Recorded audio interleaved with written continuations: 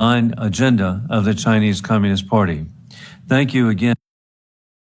Good afternoon, everyone, and thank you so much for joining us at Hudson Institute for the launch of Rushan Abbas's book, Unbroken, One Uyghur's Fight for Freedom. I'm Olivia Enos, Senior Fellow here at Hudson, and I'm delighted to welcome you to the Hudson stage. Whether you're joining us virtually or online, we're grateful to have you here.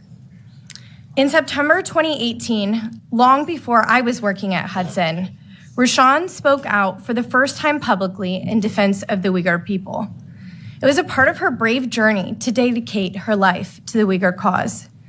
And it was also the unfortunate catalyst for the imprisonment of her dear sister, Rushan Abbas. Imprisoned for Rushan's decision to exercise her protected rights and freedom in the US, and for no other reason, her unjust imprisonment stands as a stark reminder of the brutality and the evil nature of the CCP. We are here today to honor Rushan and to celebrate the release of her incredible book, which, by the way, everyone should grab their copy. They're available here for purchase today. I want to offer a hearty congratulations to you, Rushan, on this monumental achievement. I would be remiss, however, if I did not acknowledge the elephant in the room, that we are here today in no small part because of the CCP's continued unjust detention of your sister. So before we begin our event today, I want to address Rushan and speak frankly to her CCP captors. Rushan, I cannot wait until the day that you are free. I cannot wait to meet you in person. And even though we have never met before, I know a lot about you through your family members. I know that you are a resilient person because I know your daughter Ziba, who's here with us in the audience today. There is not a day that goes by that Ziba is not thinking of you, wanting to see you, wanting to be able to give you a hug, and for your granddaughter to be able to give you a hug. I know your kindness through meeting your brother Rashad, whose kind eyes and dedication to educating the next generation of Uyghurs is beyond admirable. And I know your strength through the tireless advocacy of your sister Rushan to defend you and the entire Uyghur people. One day, Rushan, you and I will meet, and it will be the best day. To the CCP, I wish I didn't have to devote a single thought to you and your cruelty to the Uyghur people. Rushan is one of millions of Uyghurs you subjugate through your ongoing genocide and crimes against humanity, forced labor, and myriad of other horrors. Mark my words, you will be held to account.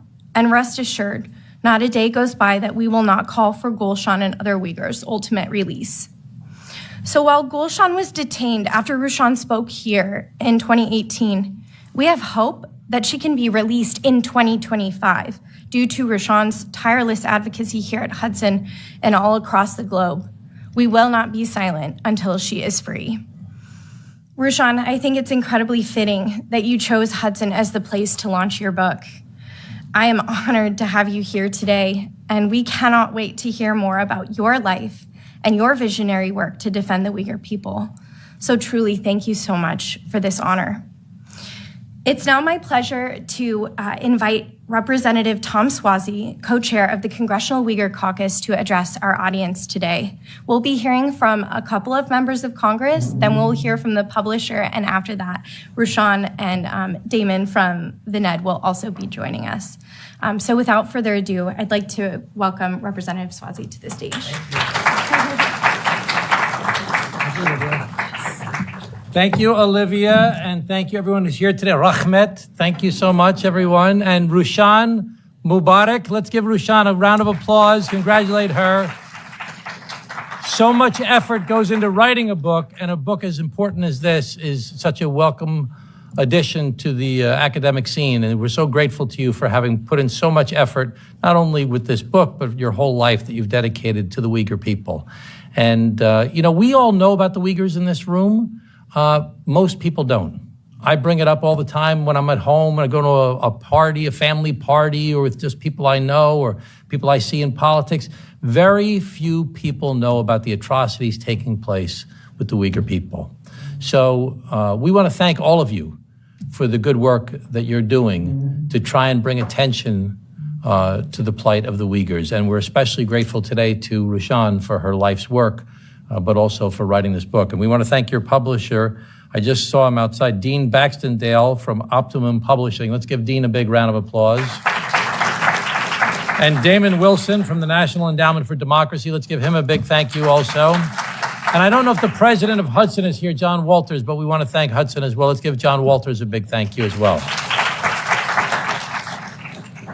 So there's so much we have to do. One of the things that's a kind of a hot button topic right now is Radio Free Asia and the Uyghur section.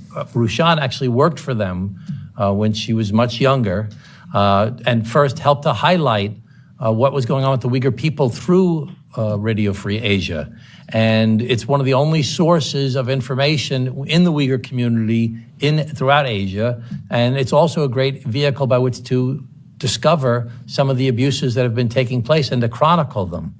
So we really need to fight to keep Radio Free Asia and the Uyghur section going in the future. Because right now, just telling the truth. Think, what do we want to do here? We just want to tell the truth. We want to tell people what's actually happening. And anybody who hears the story of the Uyghur people, it's a shock to anyone's conscience. And so we need to tell that story. And that's one of the vehicles we need to communicate that to people. So I don't want to speak any longer other than to say that I've got a great friend and partner here as well, Young Kim, who's a great congresswoman we've done so many things together in a bipartisan fashion. And we're so fortunate to have her here today. Am I going to introduce her or are you going to bring her up, Olivia? Okay. But let's hear it for Young Kim anyway.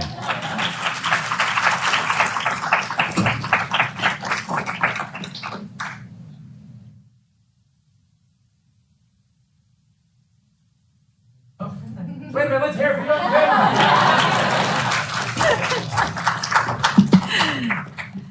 Thank you, Tom. And Congressman Swazi and I, we have a lot of work that we have done, as you mentioned, in a bipartisan way. And events like today would not happen unless there was a bipartisan support on the halls of Congress to actually amplify the work that you're doing. So I do want to thank you for your bipartisan friendship and the work that we've been able to do. This is just the beginning. The struggles and the ongoing fight for bringing the dignity and the human rights to the Uyghur people in China that are living under the repressive authoritarian regime. Obviously, it needs to continue, and that needs to be brought to the front burner, and members from both sides of the aisle continuing to speak about it.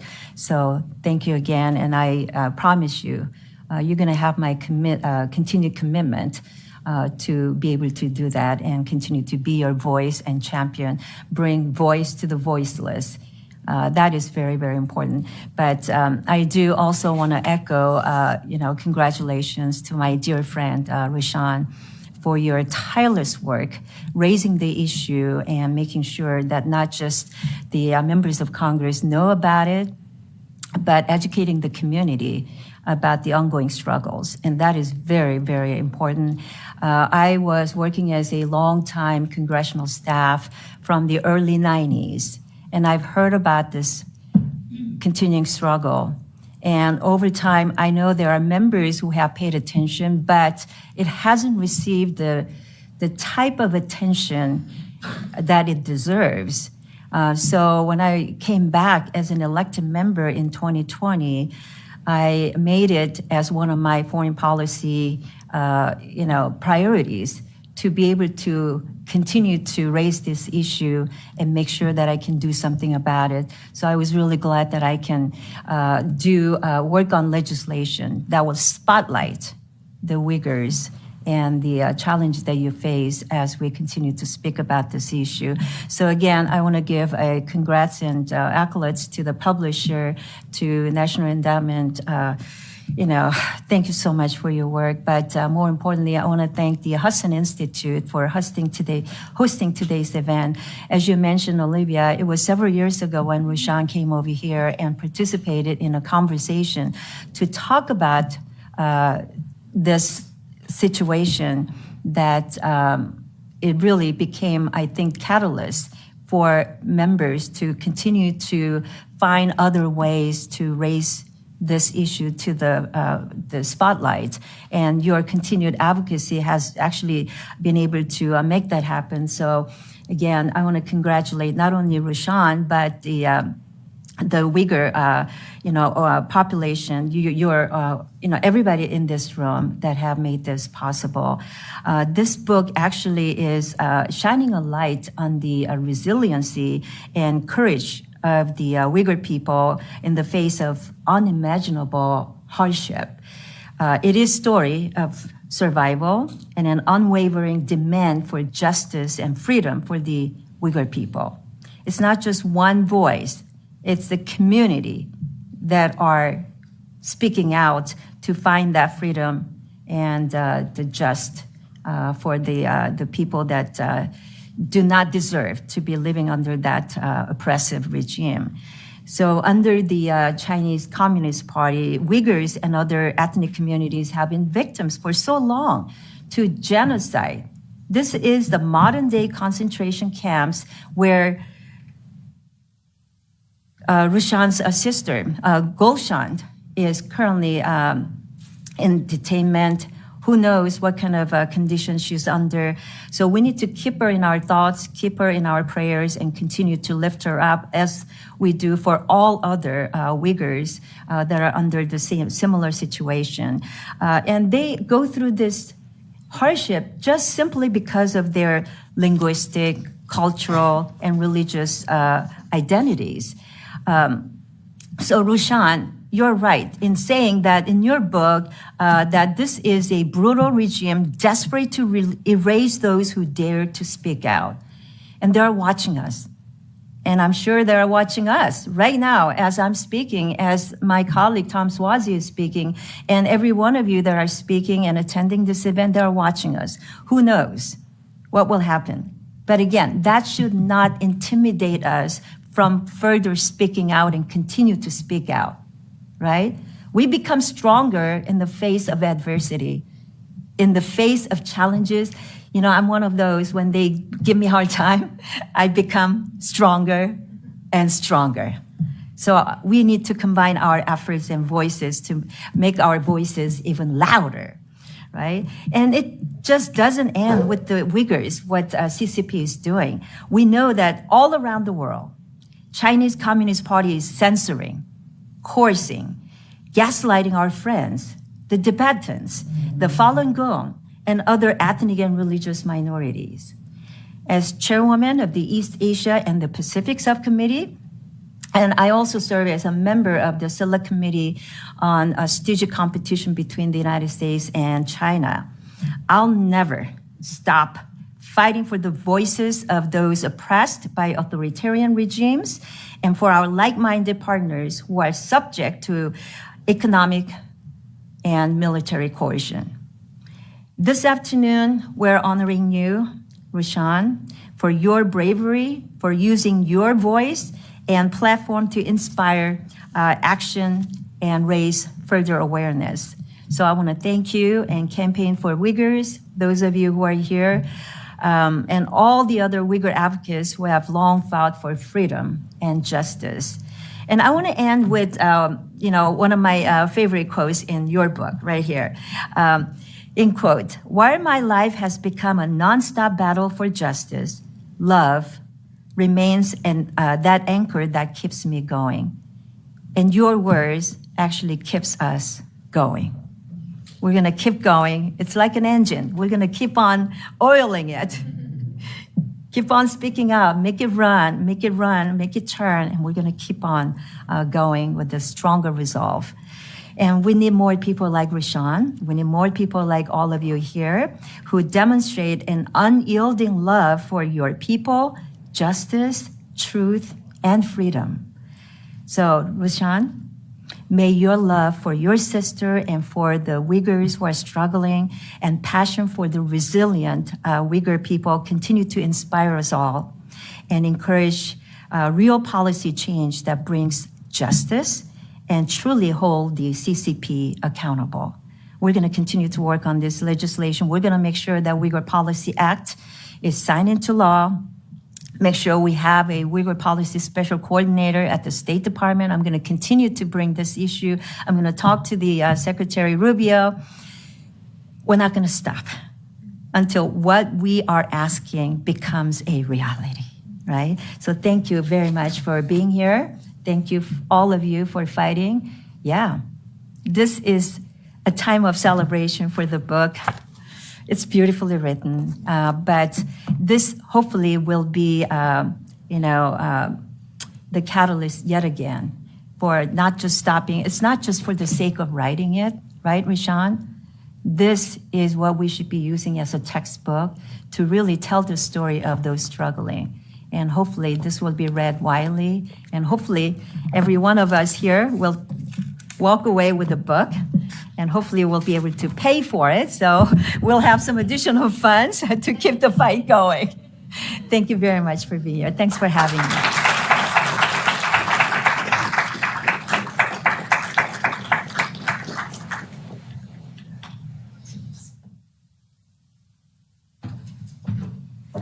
Thank you so much, Representative Young Kim. Your leadership throughout the House is just so greatly appreciated. I know how passionate you are about these issues and about human rights in Asia generally, so thank you so much for that.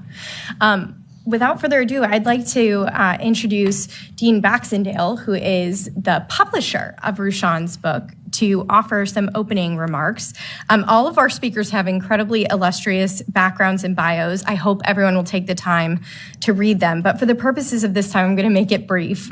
Dean Baxendale is the CEO of Optimum Publishing International and the China Democracy Fund, and we are delighted to have him with us today. So thank you so much, Dean, for joining us.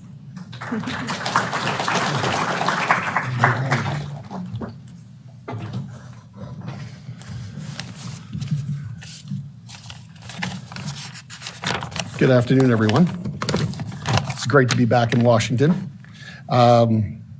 It's with distinct pleasure that I'm here today, again, standing here in Washington, talking about issues that mean a lot to me and mean a lot to everybody in this room. So, first of all, I just want to thank our distinguished members of Congress, all the human rights advocates here, and our fellow defenders of freedom. It's great, as I said, to be in DC. I have so many friends and colleagues now, I actually think it's becoming my first home. Some of you who see me here a lot probably say, oh, no, I don't know about that, Dean. You should stay in Toronto.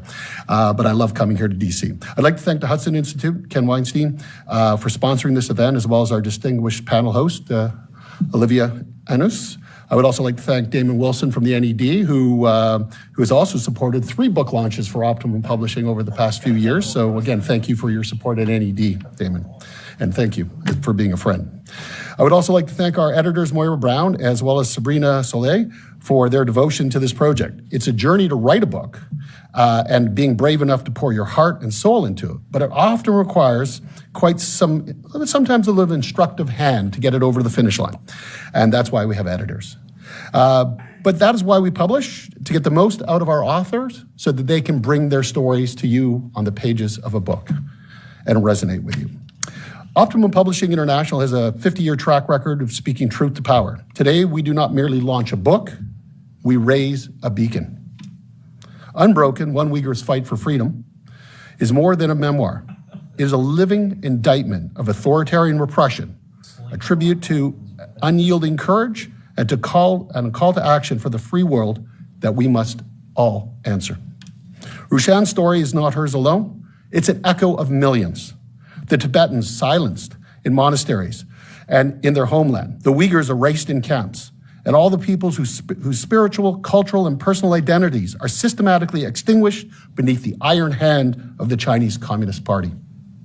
As publishers, we stand here not just to launch a book, but to defend the freedoms it represents: free speech, self-determination, and sacred right to truth. These are not luxuries in the West. They are our shared inheritance for all of humanity. This book begins where the world has too often turned away. It chronicles how the CCP first hijacked Tibetan Buddhism through the covert mechanisms of the United Front Department, a bureaucratic arm that manipulates spiritual identities and co-opts traditional leaders to legitimize the regime's control. And in some cases, as you know, they kidnap and sometimes murder spiritual leaders who they are afraid of. And then the grotesque repetition, it turned its full machinery on the Uyghur economic people, an ethnic and religious cleansing project that the CCP represents, and they represent it as economic human rights. But even the UN cannot ignore the truth. As Bachelet's report states, crimes against humanity. That's the least we could have come up with.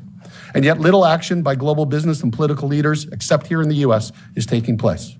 The story of Unbroken is one of profound personal loss. It tells how Rushan Abbas, speaking freely from the United States, saw her sister, Dr. Rushan Abbas, a retired medical professional, disappear into the black hole of China's detention system, just days after she appeared right here on the panel at Hudson, as you've heard. Let that sink in for a moment. Exercising free speech and our right to be free. This kind of transnational repression is the new frontier of authoritarianism. We are no longer speaking of political prisoners in distant provinces. We are speaking of Canadian citizens, of American citizens, of global citizens, whose relatives are held hostage.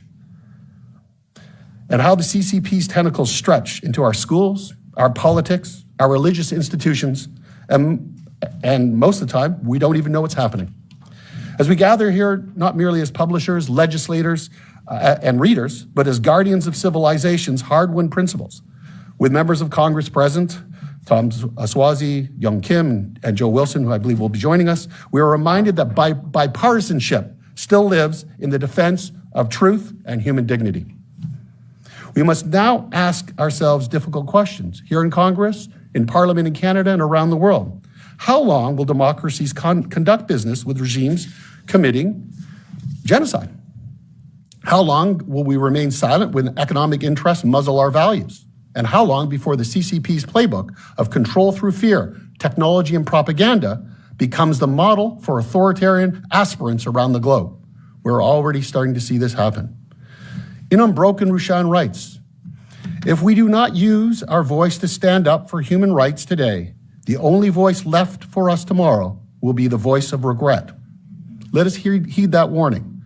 Let us honor the memory of Tibetan monks who burned themselves alive rather than bow to tyranny. Let us stand beside the Uyghur mothers forced to abort their unborn children for the crime of their ethnicity. Let us give meaning to the pain that this book so beautifully, devastatingly reveals, but also the hope that Rushan brings to the Uyghur people and to all of humanity. Optimum Publishing publishes books not only to inform, but to resist. We believe in the facts over fear, in courage over comfort, and in the power of narrative to outlast repression. To Rushan, your story is one of incandescent bravery. You've turned personal agony into global advocacy, and we are honored to be your publisher, be your partner, and to help lift your voice. So with that, I'd just like to say thank you for being here today and listening to all of the Congress people that are here and also to the panel that's coming up. We really appreciate your support, so thank you.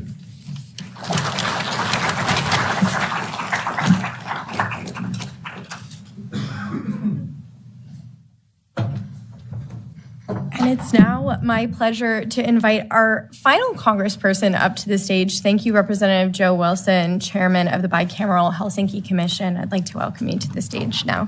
Thank you for coming to Hudson.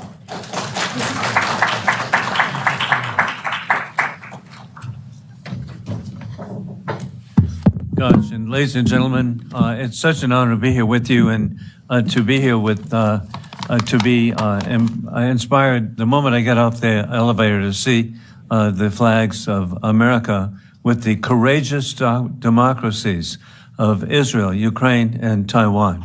If you know you're in the right place. And of course, I know I'm in the right place too, because I'm here with Young Kim. And I'm so grateful. I'm very grateful her chairmanship of the Asia Subcommittee of the Foreign Affairs Committee, how able she is and how dynamic. And so I'm just grateful to be here with her. And then as I think of the Hudson Institute, I want to thank you for your stand for freedom and against the Chinese Communist Party, the foremost threat to freedom across the world. I'm grateful to be back and to be with Rushan Abbas. Additionally, the Hudson Institute, I was really grateful over the weekend to be with former governor, ambassador, first female governor in 340 years in South Carolina, Nikki Haley, and then my colleague, Mike Gallagher. So, hey, there are a lot of superstars here. So I'm grateful. And congratulations, Rushan, on your book. The Dalai Lama's comments right on the cover, you can't miss. This is an extraordinary book, so thank you. And we pray for the day your sister, who was unjustly detained by the Chinese Communist Party, can be released and back with her loved ones.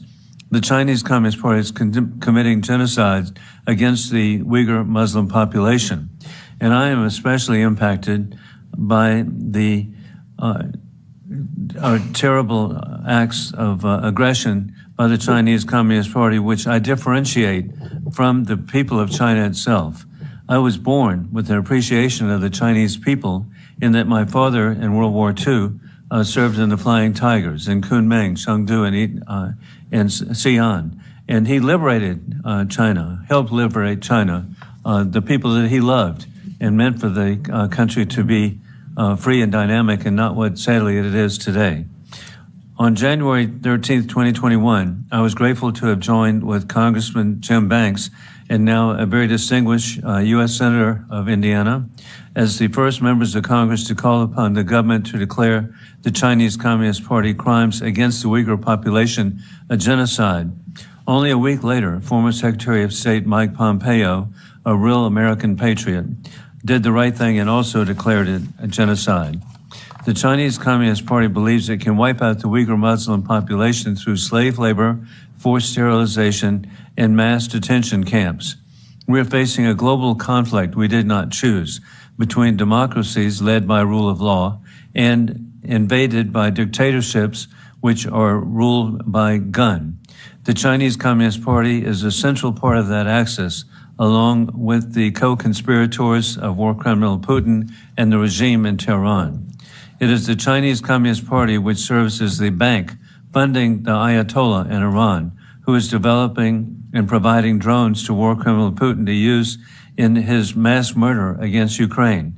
It is the Chinese Communist Party that is watching what is going on in Ukraine and also in the Middle East as it threatens the people of Taiwan. The Chinese Communist Party, through the United Front Work Department, works every day toward taking down democracies in so many different bizarre ways and making supreme the goal of world communism. Democracies must stick together and hold the Chinese Communist Party accountable for its crimes. It's important that we continue to stand up to put pressure on the Chinese Communist Party for its genocide. President Donald Trump has done this through imposing tough tariffs on China to bring them to the table to negotiate. President Trump is also rebuilding our military to stand up to Communist Party aggression to truly achieve peace through strength. That is so critical as we learn from the success of President Ronald Reagan. The Chinese Communist Party is afraid of freedom. It's important to continue to support the Uyghur Service of Radio Free Asia and their important efforts to get the truth to the people within China. It's important to reform and enhance the international broadcasting efforts funded by taxpayers and cut those services that may be counterproductive. I was grateful to lead an effort in the House Foreign Affairs Committee a few years ago to prohibit the U.S. Agency for Global Media to provide an open platform for the Chinese Communist Party. At the same time, in a world where China spends more on propaganda than the entire budget of the State Department, America must continue to support the efforts of those of Radio Free Asia, the National Endowment for Democracy, and others which are countering the malign agenda of the Chinese Communist Party. Thank you again, Rushan, for your courage and capabilities and competence. And additionally, the Uyghur American community is an essential part of the fabric of the United States. Uyghurs are also a key pillar of the American Muslim community, which has had so many successes and positive benefits to the people of America. I appreciate all that you do, and I want to wish you continued success, and I want to wish Hudson continued success.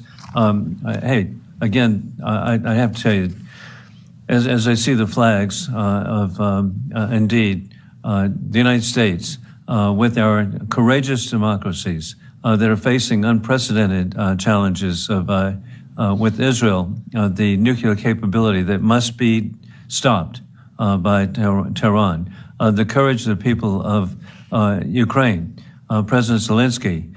What an incredible weekend. Okay, who would ever imagine that Soviet nuclear bombers would be destroyed in such a magnitude? 34% of all of the aircraft of the Russian dictatorship or Putin dictatorship have been destroyed. It's just amazing. And again, the courage of the people of Taiwan should always be in place. And we need to be, and we are.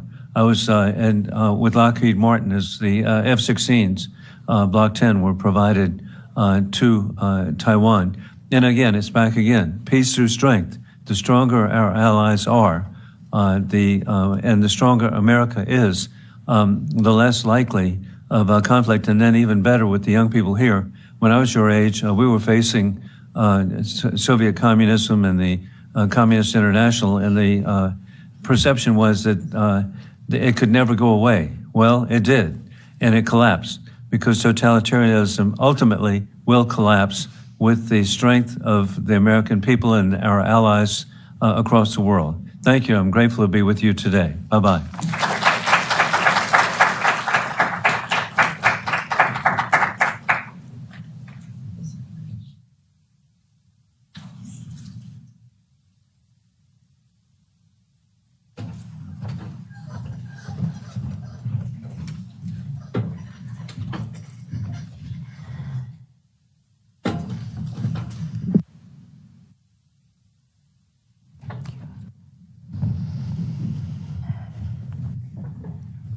Thank you so much to Representative Wilson for joining us here today. We so appreciate your leadership and are grateful for your support for Rushan and for the Uyghur people. So thank you so much for being here today. We're now going to begin our panel. I know this is the moment everyone has been so excited for, to get to talk with you, Rushan, and also to talk with you, Damon. I want to very quickly just make sure everybody knows who everybody is. Rushan is the executive director and founder of Campaign for Uyghurs, and also the newest author of Unbroken, When Uyghurs Fight for Freedom. And Damon is president and CEO of the National Endowment for Democracy, an independent nonprofit grant-making foundation supporting freedom all across the globe. And we're just so grateful to have both of you here today. Rushan, I wanted to congratulate you again on publishing a book. I've heard from different people describe publishing a book as very similar to birthing a baby, which you have done several times.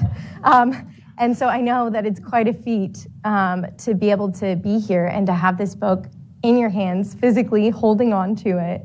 And I know for me, I've known you for years, but this book really gave a window into who you are and what inspires you and what has made you so successful in campaigning for the Uyghur cause. So I hope that our entire audience gets a sense for what this incredible book has to offer. And so without further ado, Rushan, I want to ask you, what inspired you to write this book? And more specifically, what does the title Unbroken mean to you? Thank you so much, Olivia, and thank you all. I'm so excited to be with all of you, and I see my friend Sophie flying back from Canada, changing her flight arrangements, and everyone, actually, I'm just overwhelmed. Thank you. So let me start with the title, Unbroken. As we all know, last 8-10 years, the Uyghurs are facing full-fledged active genocide. Every one of us, our hearts are broken. We are living with our family members being hostage taken, and the innocent people by the millions disappearing into the concentration camps, prisons, and the forced labor facilities. Yet you see so many heroes here from the Uyghur community. See Alfidar, who's leading the Uyghur community in the United States, and Umar Kanat, my colleague for a long time, and many, many others. And not just the Uyghurs, but so many allies here. Everybody is fighting against this genocide. For the Uyghurs, we might be with broken-hearted, but unbroken spirit, will, and the hope that we will continue to fight. And why I wrote the book, there are so many stories of the Uyghur people, including my own family. This book is actually combined stories from the 3 generations. My grandpa's times, which our people fought for the freedom of East Turkestan in the 40s to establish independent country. And then my grandpa was in jail for 3 years and faced really harsh torture. And then my parents' times during the Cultural Revolution, all the intellectuals, not just Uyghurs, but all in China, subject to persecution. And I did have some of the actual handwritten script of my father, who wrote about his times in the Cultural Revolution, which is time I was born in 1967. And then now, everything what's happening, while the Chinese government is spreading so much disinformation and the false narratives and writing the history completely differently. And I thought that I will write this to tell my side of the story and to tell the Uyghur side of the story and the truth. Rushan, I think it's incredible that you're carrying on in so many ways a family legacy of like speaking out and bravery. And I think it's incredible that you have your father's handwritten words in part to inspire your work today. Rushan, I know that you endured immense hardship following your university graduation. You faced government retaliation for your involvement in the student demonstrations in the late 1980s, and then again in the early 90s when you started your advocacy in the US. And your father also faced retaliation. Most recently, and I think almost everyone has acknowledged when you spoke out at Hudson, it had very direct implications for your sister, Gulshan. This is not an easy life. So through all of it, how have you found the strength to speak out and to be courageous in the midst of all of this? From the very young age, I was lucky to spend a lot of time with my parents, since I'm the youngest of 4 siblings, and my older 2 brothers and my sister, they were all much older than me. The age difference between them is 2 years, and between me and my sister is like 5 years. So they used to stick together, the 3 of them, when we were growing up, and I was always with my parents. And through that, I heard a lot about who the Uyghurs are, what happened to us, what happened with this occupation, and all the persecutions. And I want to recognize my friend Medanai. Her father was one of the Uyghur scholar and also my teacher. And the Alfidar and the Alnigar's father, Ablikim Baki, was my teacher when I was in high school. Both these people left really strong impact on me when I was growing up. So when they took my sister, the Chinese government undermined one thing, which they never understand, the power of love. The love I have for my sister, love I have for my people, my country, and the love I have for the freedom and democracy. I came to the United States 36 years ago without speaking much English at all, without knowing anybody, with a handful of Uyghur people, which I didn't know any one of them, because I was looking for something which we did not have back home, the freedom and democracy. That's being at stake right now, not just for the people within China's borders, Tibetans and the Hong Kongers and then the Chinese democratic movement, the members of the Chinese democratic movements, or now Taiwan, but Chinese government is being threat for all humanity, future of the world, the freedom and democracy we all cherish. And that's what keeps me going. It's very inspirational, and I think it's really wonderful to hear how the love for your family has inspired you, but also your love for freedom and a care for that. I think that's a really good segue over to bring you in here, Damon. Can you speak to some of the themes in Unbroken that really stood out to you? Thank you so much, Olivia, for having us. Rushan, congratulations. This is a beautiful feat, a painful feat, a beautiful feat. I do want to thank Hudson for bringing us back to what is a painful but also empowering moment for you to reclaim this stage and tell the story, your family's story, where 6 days after speaking here on this stage, the phones went silent and hope became a certainty of your sister's detainment. We're really grateful for everything that has produced this book. It's partly why we just had Representative Young Kim, Joe Wilson, Congressman Swazi. Leaders across the world didn't know the story.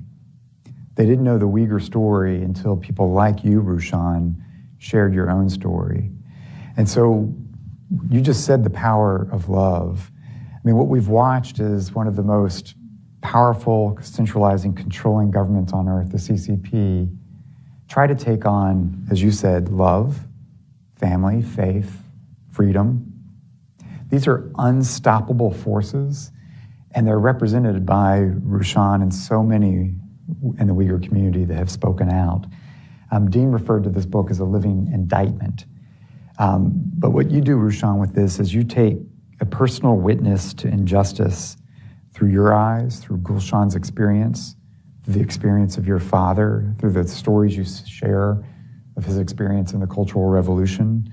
And you bring it home to your son, Ronnie, today and the challenges that you've had with his striving for dignity. You take this personal witness to injustice and you marry it with what you have done so well, a global rallying cry for solidarity, which is why all of us are here. We are only here to support you. So Olivia, to come back to your point, I mean, for me, this book is about taking the personal stories of individual resilience up against this behemoth of systemic oppression, the David versus Goliath, and watching this incredible story unfold. It does give us insight into what we're dealing with. We've seen authoritarian regimes not just go after dissidents, they punish families. They look for leverage over and hold accountable. We have others here who have family members that are imprisoned right now. And your sister, with no political involvement, was disappeared in retaliation for your speaking out. And the message Beijing was sending was clear.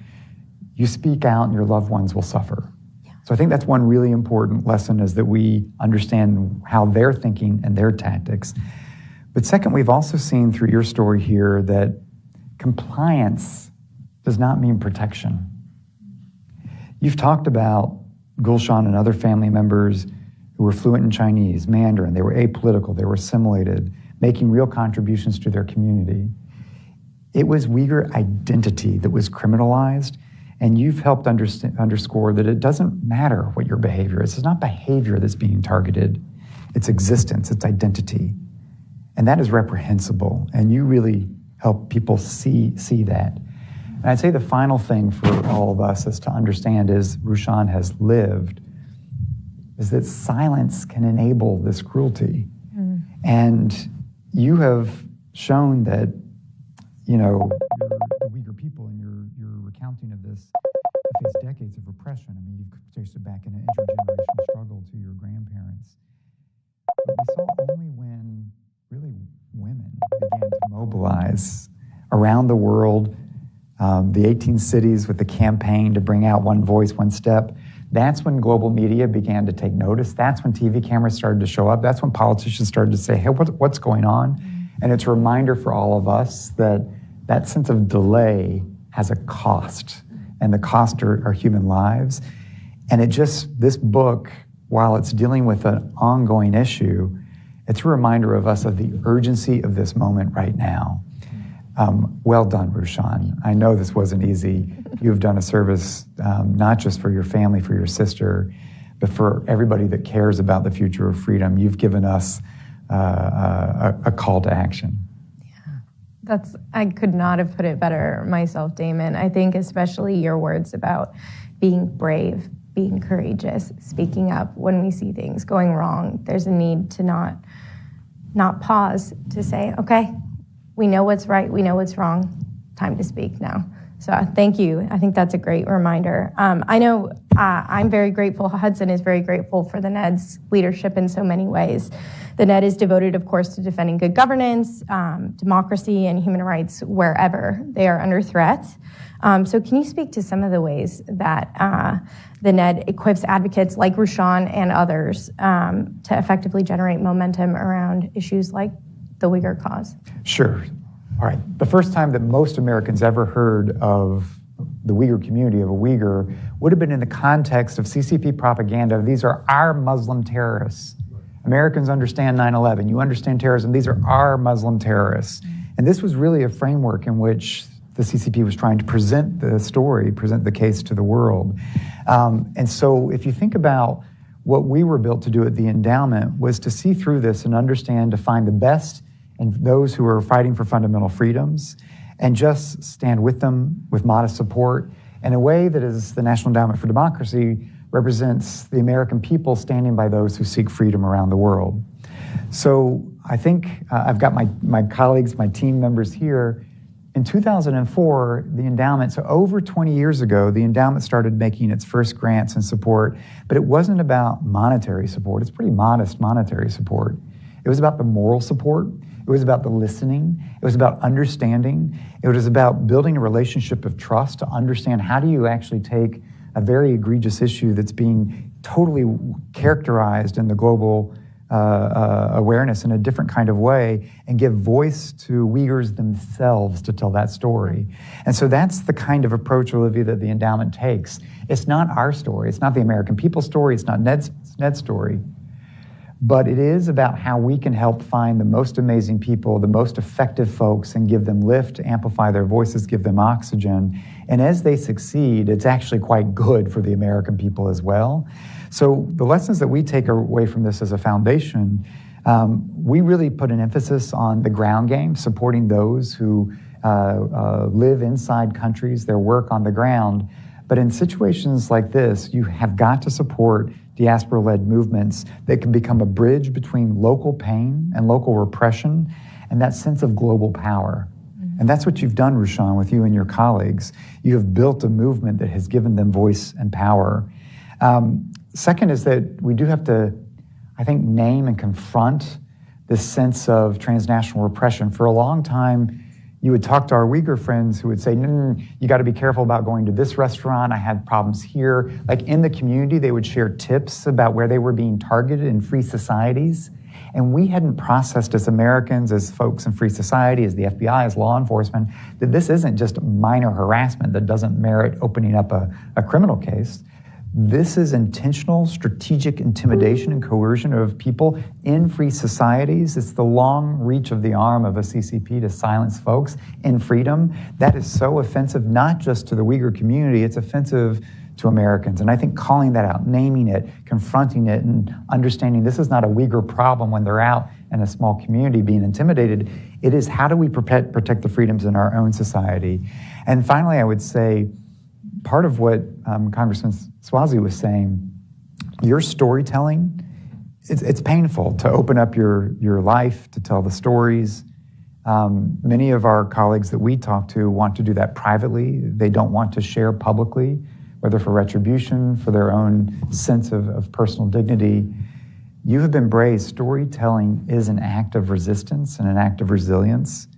And it's also an incredibly effective way of building that community of support to give your community more, the broader support it needs from allies around the world, which is part of what some of you in this room are trying to do to expand that community of support. So those are some of the ways that we try to think about how to support voices like Rushan. But to be honest, they do all the work. We have the privilege of saying, wow, can we have the honor of providing some modest support for this effort? Yeah.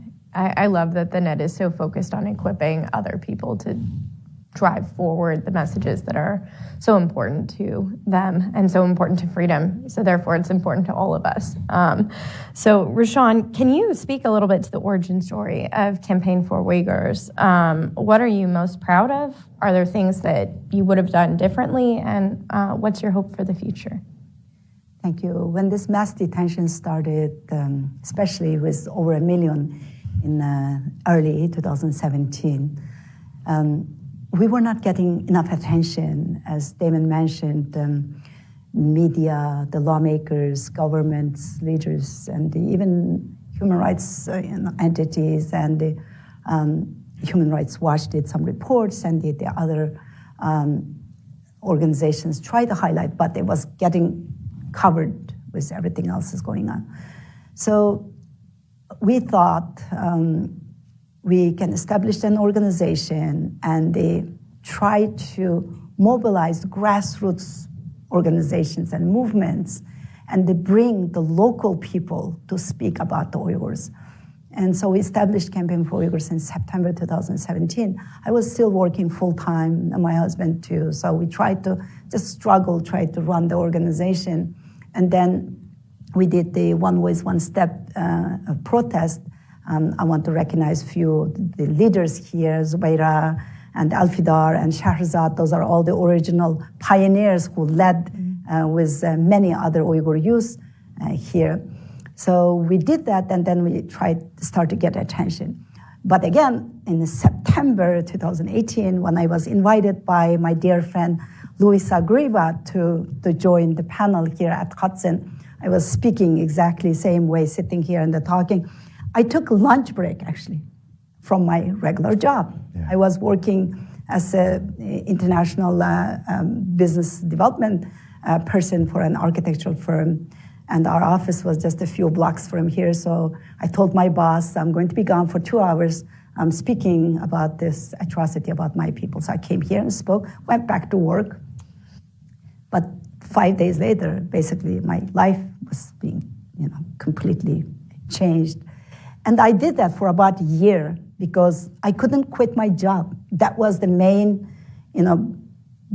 support that I can pay mortgage and I can pay my expenses and I can pay for my trips to advocate and speak for my sister and others.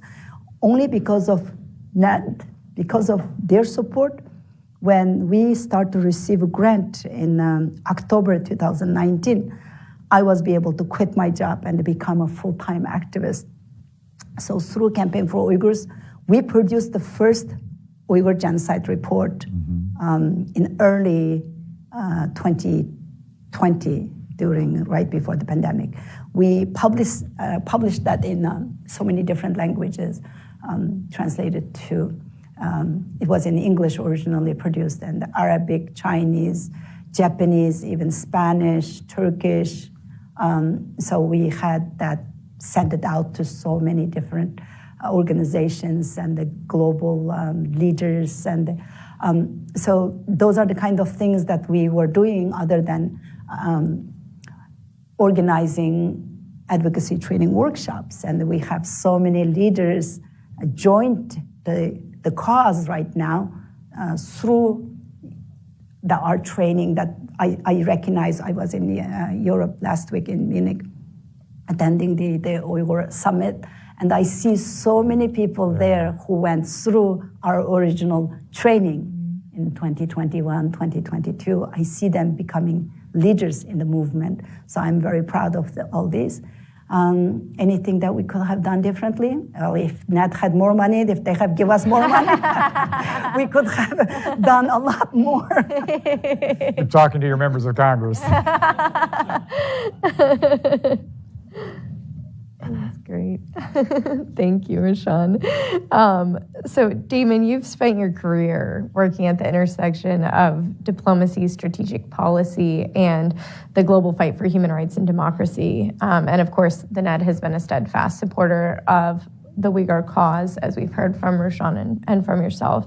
How do you see the issue of China's transnational repression, which I know you touched on a little bit in your last comments, affecting not just Uyghur activists, but democracy advocates broadly? Like, how is it shaping the landscape? I think it's one of the fundamental trends that is, we're about to roll out, in fact, we're workshopping this with the NED family, a new 5-year strategy for the endowment, but it's really a strategy for empowering freedom around the world in this moment.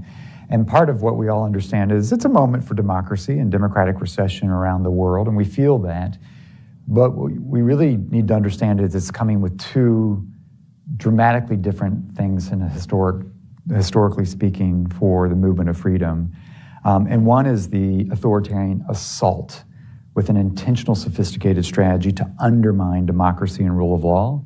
And the second is coupled with, we're living through the most rapid set of changes that humanity has ever experienced. The pace of change driven by technological innovation brings magnificent tools for activists and these movements, but you bring this together, and this is not a democratic recession, this is the assault on democracy and freedom globally. And the CCP is on the cutting edge of both of these, the technological revolution and the effort to undermine freedom. And what I find one of the most egregious aspects about this period is that the level of ambition has gone from not just being content with repression at home, as you have been able to tell that story, as your family has experienced, but it has become a conclusion that we can only be safe at home if we export the tools, tactics, and technologies of repression around the world. Because where democracy thrives, it actually is fueling something that can be existentially challenging to a regime like the CCP. And so that has produced a relatively, it's not a new phenomenon, but when we think of and call a new phenomenon of transnational repression that I was talking about, where we saw the audacity of the CCP open effectively a police station in Manhattan. A police station in Manhattan that was used and staffed to be able to intimidate and target, coerce, whether they are folks who might have been studying in the United States, maybe they are US citizens, to coerce them into silence and intimidation. And one of the small, modest grants we've made to a partner has demonstrated this isn't just a one-off. I think we now have 102 documented CCP police stations around the world that activists have been able to document. And so if free societies don't wake up, that what we take for granted, that we understand if you're living in East Turkestan, if you're living in the Uyghur region, you can't live in freedom. Well, if you're a Uyghur living in Europe and the United States and Turkey and you can't live in freedom, what does that say about what we're doing? And so I think this is a particularly pernicious force because there is an interplay between the ground game, those incredibly courageous activists who risk a lot on the ground every day, little cracks, little efforts of resistance. And there's a connection between them and the international advocacy, the people that have the access, the voice to testify before European Parliament, before US Congress. And to be able to use technology to really crush and try to repress and survey, raise the cost internally, and at the same time use new tactics and tools to raise the costs of doing that in free societies, this is a recipe for actually protecting the vulnerabilities of authoritarian regimes. And so I think it's an urgent moment for us, for freedom-loving people, to understand this is not a passive sport. This is an active play, and it's not just about what's happening to Uyghurs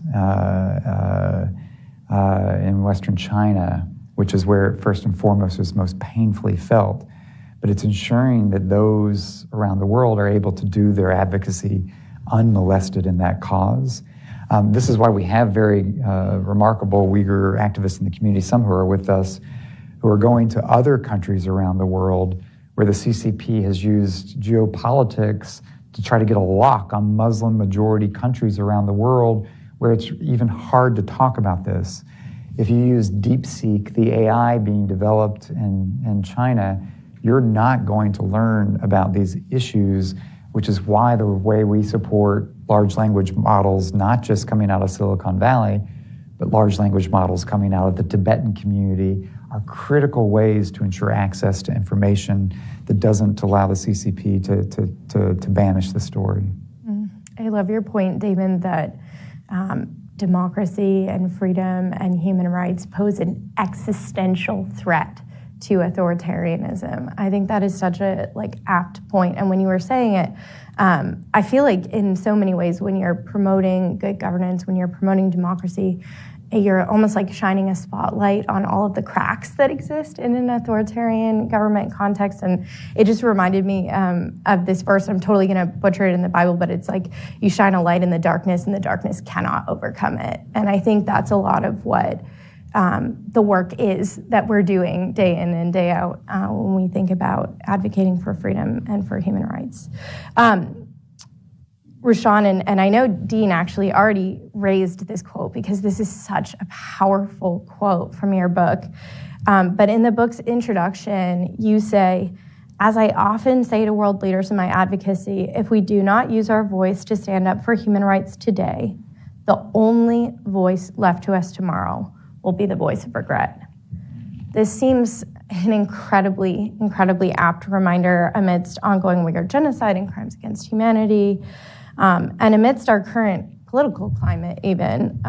So can you each share about some ways audience members can and should be raising their voices in defense of the Uyghur people and of human rights generally? Yeah. Thank you.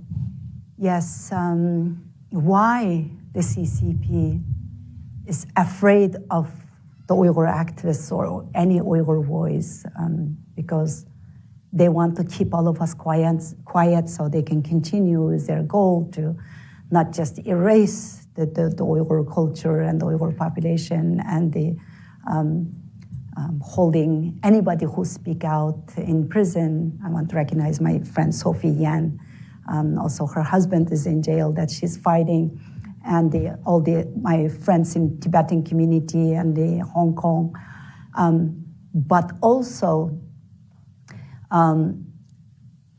they are going to, impact the world, future of the entire world. So all of us here today, or the people who are in this space today, we are all responsible for what happens next. Silence is the oxygen of tyranny. So we need to unplug that lifeline. We need to continue to speak out. For the Uyghurs, we are speaking out at the cost of our loved ones, our family members' freedom. So we need everyone else's voice. We need the people and the allies to provide us the platforms, amplify our voices so we can win over this dark shadow over democracy. Well, I would say if you want to make a contribution to the cause, figure out how to invite Rushan to come speak at your organization, community groups, to get the story out there. But more seriously, we do need continuous investment in research and evidence-based arguments. And so we needed the initial reports that started to document and assert that this should be considered a genocide. We needed the work that documented, from Adrian to the Uyghur Justice Project, those that began to document the camps themselves and be able to map and show people that. When Tibet Action Institute came out with the report on colonial boarding schools, it allowed for another cycle of news coverage, reports, congressional testimony. We need data, evidence, continuous research to build the case. And as we're doing this, we need to expand and have more allies. We need to invite, not alienate people because they don't understand, they're not part of it, not to shame them, but to invite them into the cause. And we need new audiences, both here in the United States, members on Capitol Hill, more broadly in the public, in the Muslim majority countries where we've got advocacy efforts underway. We need to reach new audiences with the compelling information to help chip away at what is an effort to be an information blockade on what is happening to the Uyghur people. And then I think there are ways that individuals could get involved with talking to their members of Congress, putting pressure on the government. We've got sanctions. We have a Uyghur Forced Labor Prevention Act. These come down sometimes to implementation. How are we executing this? What does this mean? How do you engage with companies? When we get a legislative win, it's a huge deal, but it actually just starts a process. And so I think a lot of you have the ability to contribute to rules, regulations, to contribute as people are developing the case for how to use some of the existing tools and instruments we have to go after accountability, and where there are gaps in that accountability network that need to be closed. Ultimately coming back, what we have found is that it's most effective, as you see, when those who are on the pointy edge of the spear, who have been affected directly, when they are able to have their voice with the public, with members of Congress, they are able to help, I think, mobilize people into action. And so giving more platforms for this book launch, hosting small group conversations of it, and helping people understand what this really means to brothers, sisters, mothers, fathers. I think that's a really personal contribution people can make. Yeah, I'm excited, Rushan, to see how your book does generate more momentum around the Uyghur cause generally. This is my final question, but audience members, you've been put on notice because we're going to open it up for Q&A after this question. But Damon and Rushan, Unbroken is being published at a time where the plight of the Uyghurs and other human rights issues are honestly receiving relatively short shrift. What can we learn from Unbroken specifically on the best ways, whether it's tactics or otherwise, to bring these issues really to the fore? Nobody should undermine the individual power. There's a documentary called In Search of My Sister, which the whole documentary actually brought to life because of one person, one teenage girl. So she learned something at school. When she was in high school, came and asked her father to do something. And here we have this film that we screened in more than 40 countries. So just anything that, gives us the power to tell the stories of our families, our friends, what's happening to our people, continuously talk about that. That's going to build the movement, and also working with lawmakers and their offices, keep pushing the legislations and also implementation of these. So we have a lot of work to do. This is just the beginning, because the genocide is still happening. And still, when we travel around the world, we see 90% of the people still don't know anything about the Uyghurs, even in the United States. So we have to keep educating the general public. We have to keep asking general public to contact their politicians and lawmakers. So all I hope is everybody's steps count, and they build the movement to do something, to build a better world for our next generations. Because if we don't stop CCP right now, then it will be our children and our grandchildren who will pay the consequences of an illiberal, dark world. Our today will be the future for the world. Yeah. I'd just quickly add, Rushan, Rushan was leaning into the agency of individuals, the power of individuals, and that's what I take from Unbroken. It's the title, Unbroken. You began your talk up here, Rushan, by talking about love for family, and you think about love, family, faith, freedom. This is about the power of what burns inside people in a way that is irrepressible. You think of who you are and what you care about. You think about the tank man in Tiananmen. Freedom is a winner because it doesn't depend on other stuff. It's about people's own desire for dignity for their family. And so I think as we can become overwhelmed by the power of authoritarian states, as Xi Jinping perfects a censorship algorithm, we just need to understand that sense of agency of people who are driven for a sense of dignity, and to be able to harness that. I think for those of us here in this room and in this town, it also comes back to us in this moment of challenge for freedom and democracy. We've got a bit of a debate in our country right now about what is our role in this space. And it's in play right now. It's in play right now as things will be playing out in debates in Congress, back and forth between executive, legislative, and the public domain. Do we want vehicles and mechanisms through which the American people can demonstrate that they stand by those who seek freedom around the world? Not in some imperialistic way to impose our values or our sense of what's right and wrong or how to do this, and not even in a sense of hangover from empire where we're trying to do it.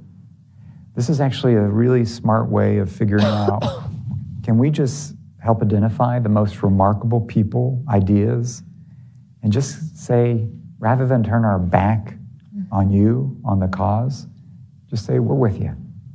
We're with you. I think that's probably where most Americans are. This doesn't take a gargantuan effort. but it does take a bit of an effort and intentionality.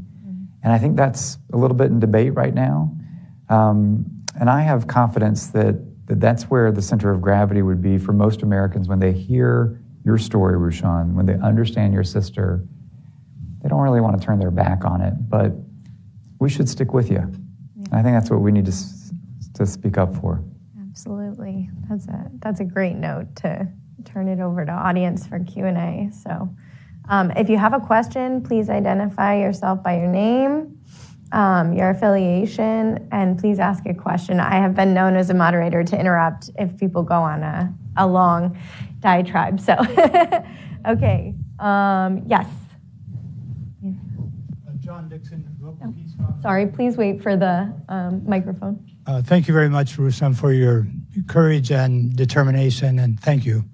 I'm just curious what resistance you found on the institutions in Congress or State Department, and also if what's it like at the UN and the Human Rights Council? Any feedback on those dangerous places? Thank you. Thanks, John. Well, UN, do we want to go there? The UN has been PRC's backyard, basically. They act there like it's some space within China, and under there, Beijing is controlled. So I don't want to go into that because we are giving up in the UN. Not much is happening. We are getting a lot of disappointment each time when we try to engage. But we still need to continue. We still need to continue work there. Get whatever we can. Another frustrating thing for me is I used to hear that a lot in the last few years, but still now, currently, we are seeing that is the CCP's narrative when we approach some of the government entities or even some of the posts, the embassies or some individuals or institutions. Oh, this is a sensitive issue for China. Of course, Chinese government wants to keep it sensitive. So saying the Uyghur issue is a sensitive issue, that actually, it just makes us very upset and frustrated. And another frustration with us was it's like 40 years of naivety is not enough. Continuously having trade and the collaboration and the dialogue with China, it doesn't go anywhere because the CCP will never keep their words, never do what they promised that they will do, and they will never say what they actually do. So it's time for us to recognize CCP and the Chinese authoritarian government as a barbaric terrorist regime, actually terrifying all the individuals and the conducting crimes against humanity. So, yeah, hopefully we will have that support from every place that we go without worrying for making CCP upset, making Beijing upset. And Rushan's point underscores, we do need to compete. We need to show up and compete for influence. We need to understand that if you're actually in complicated negotiations, grab issues like this for leverage. If you want leverage, you've got leverage. And finally, I think to also help pierce the hypocrisy of the storytelling of what the CCP represents globally, people need to understand that hypocrisy. Yeah, absolutely. Other questions? Yes. Hi, I'm Emily Hauscher, and I was wondering what are some good policy proposals that we in the United States, along with our allies of the European Union, could do to confront the CCP and bring attention to the Uyghur genocide?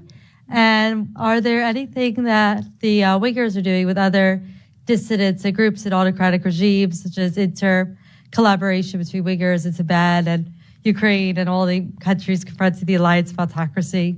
I can't wait to read your book. Thank you.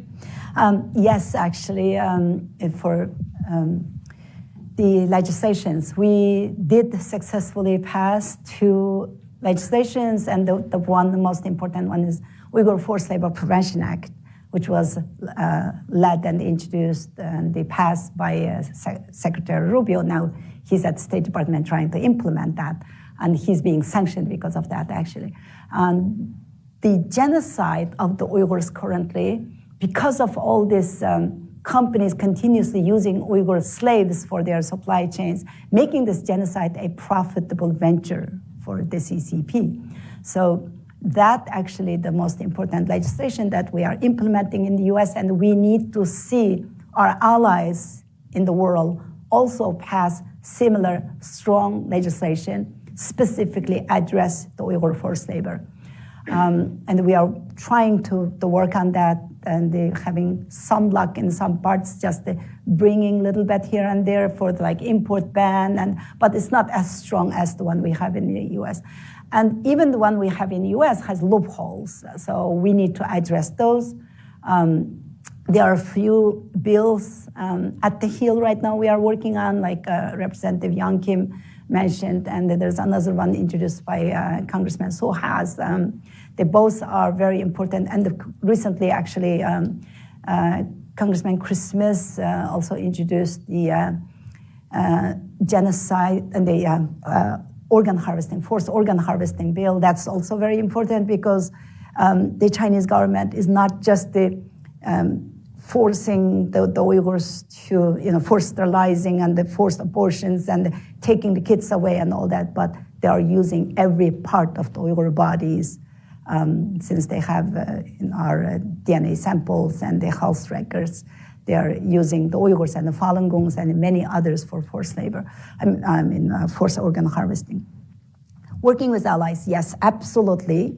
We have very close allyship with the people from all, the subject to authoritarian regimes, like from Korean dissidents to Ukrainian activists, Russian dissidents. And in my book, actually, I have messages, blurbs from Gary Kasparov and the wonderful Evgenia Karamuza, and just the many allies that we have. Of course, with His Holiness Dalai Lama and the other Chinese dissidents like Gordon Chang, Feng Shuso, and our Tungan activist Ma Ju. So we are very lucky to have those supports and understanding, but because of those dictatorships, they stick together, they work together, they share their playbooks, and they do same thing. So we are only strong when we also stick together. When we shout together with same voice, our voice will be louder. Eamon, did you want to add anything? That's perfect. That was pretty comprehensive there, Rushan. Thank you. I think I saw, Elfidar, that you had your hand up. You're in the pink.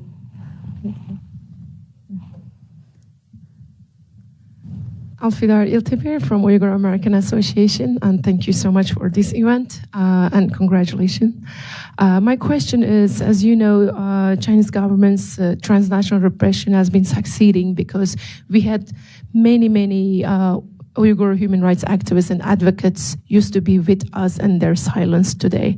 Our numbers are decreasing day by day. And we know the Chinese government hold our family members, loved ones held hostage in our homeland and trying to control our activities here, and that's how the numbers are decreasing. My question is, how can we inspire those silenced people? How can we encourage them? Like, basically, they're the broken ones, right? How can we make them unbroken? Thank you.